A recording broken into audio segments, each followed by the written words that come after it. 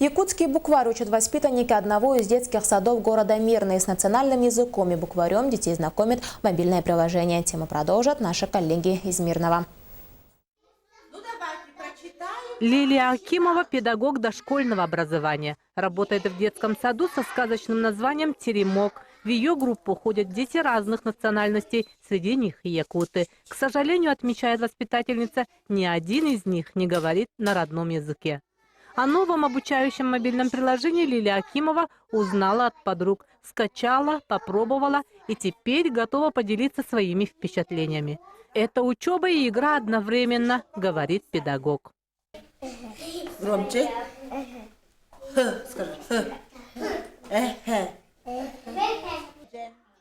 По словам Лилии Владимировны, удержать внимание малышей совсем непросто. Приходится прибегать к всевозможным уловкам. Например, менять задание. В ход идут танцы, песни и сказки. Поможет ей эта компьютерная игра, уверена воспитательница. Я бы хотела, конечно, пожелать, чтобы игры были, какие-то игры, да, именно применением вот этого букваря, чтобы ребенок сам оценил свои знания, да, он уловил ли он суть, узнал ли он больше, чем он знал, да. Вот, было бы очень хорошо, если были вот такие игровые, ну как бы сказать, викторины.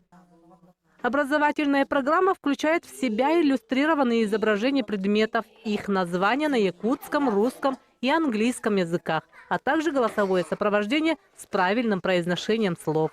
Приложение «Сахалы Букубар» в магазине Play Market скачали более 300 человек. Их комментарии пока только положительные.